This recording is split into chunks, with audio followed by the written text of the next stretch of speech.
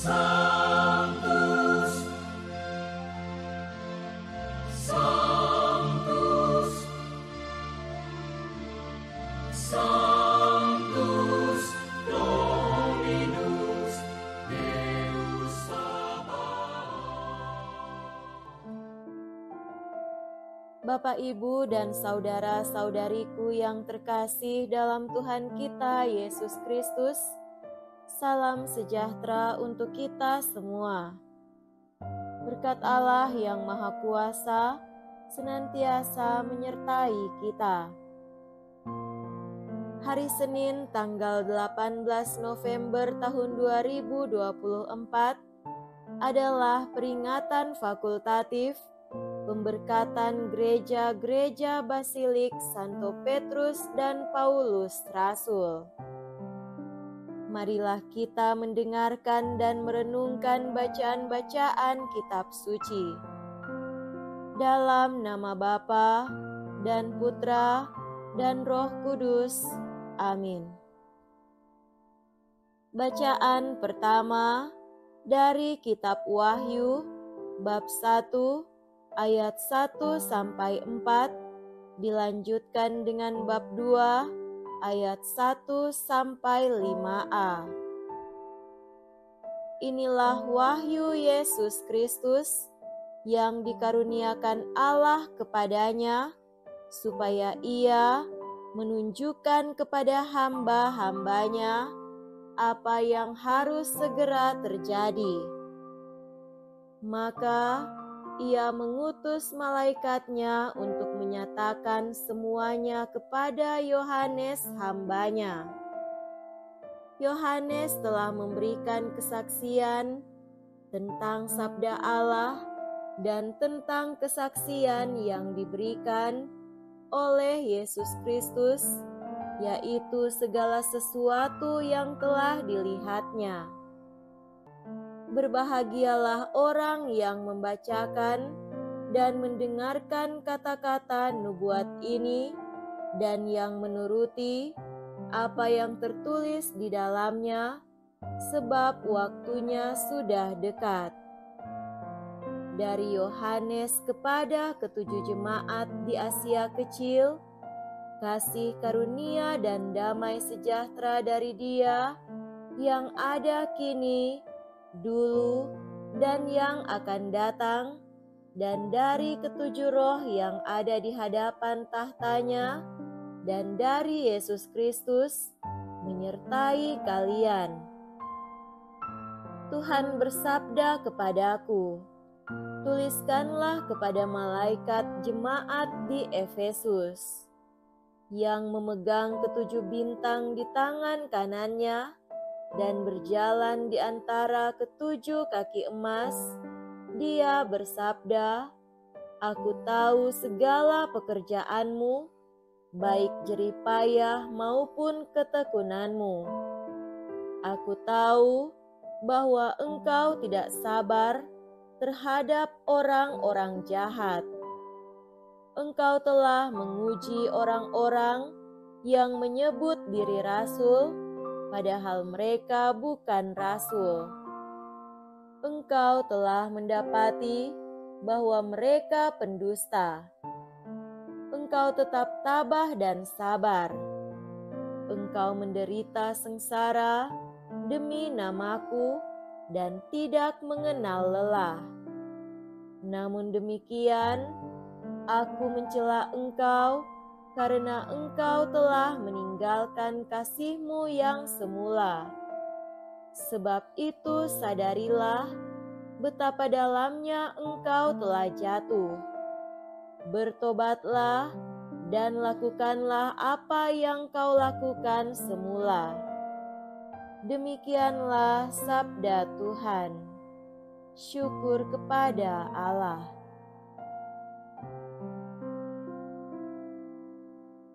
Semoga Tuhan beserta kita sekarang dan selama-lamanya. Inilah Injil suci menurut Santo Lukas. Dimuliakanlah Tuhan. Injil Lukas bab 18 ayat 35-43. Ketika Yesus hampir tiba di Yeriko, ada seorang buta duduk di pinggir jalan dan mengemis.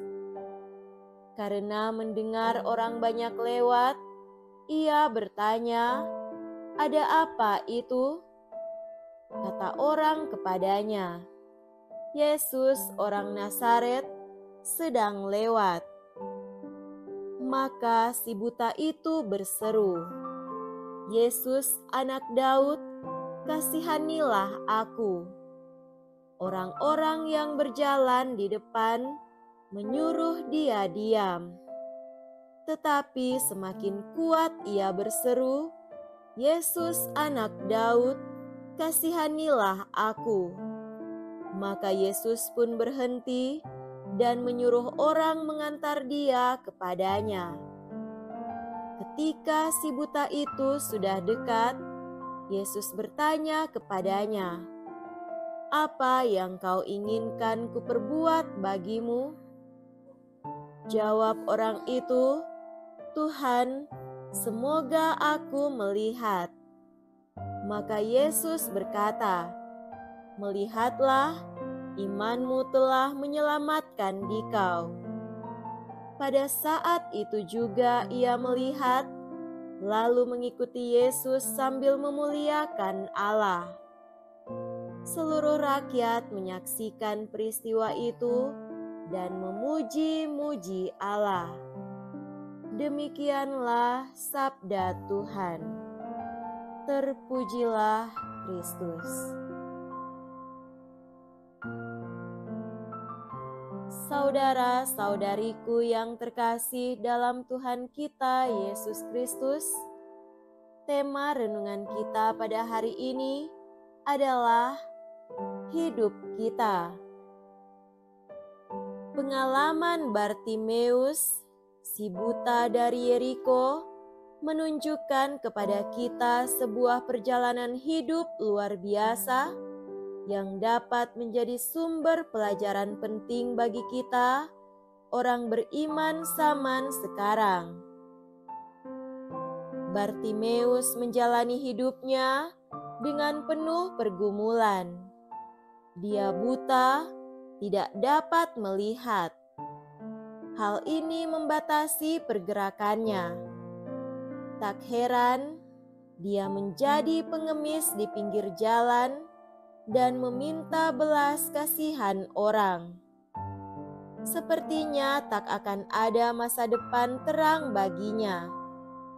Namun, satu hari dia mendengar Yesus lewat bersama dengan orang banyak.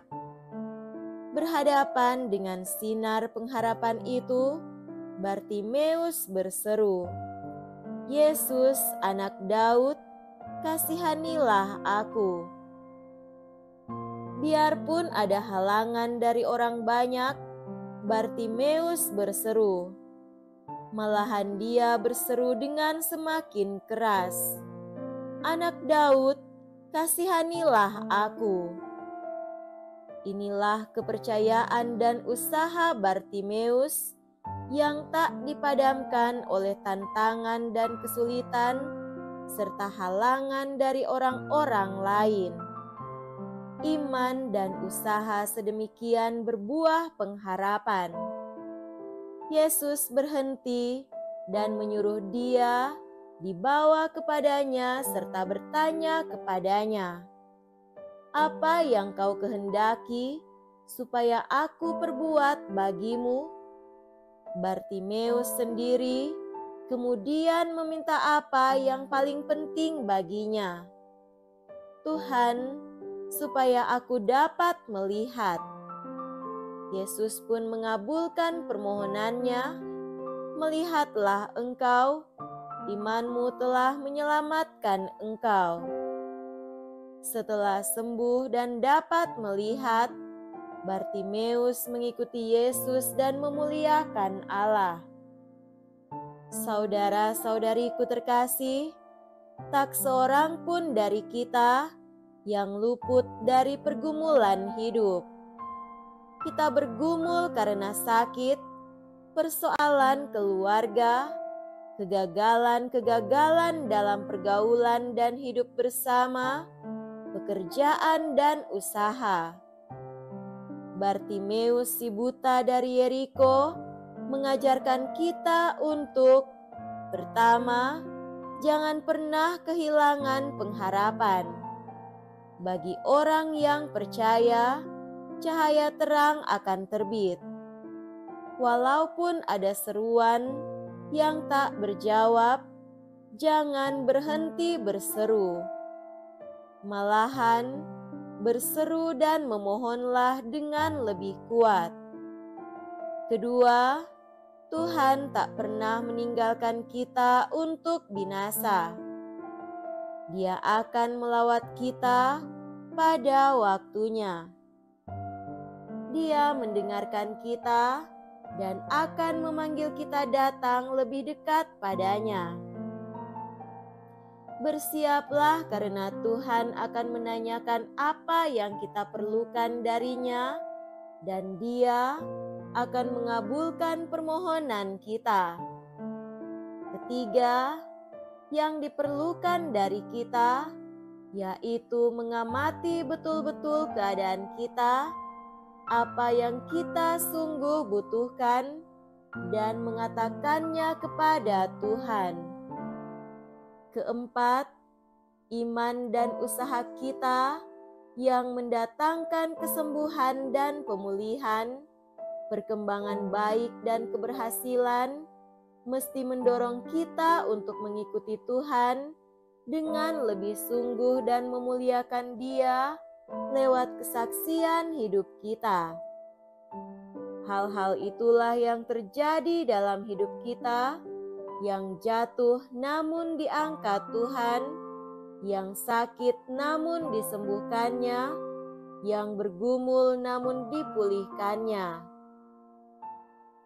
Maka, kalau ada pergumulan, tetaplah percaya dan berharap. Kalau sudah dipulihkan, ikutilah Tuhan dan muliakanlah Dia lewat sikap, tutur kata, dan perbuatan kita. Semoga demikian. Amin. Dalam nama Bapa dan Putra dan Roh Kudus. Amin.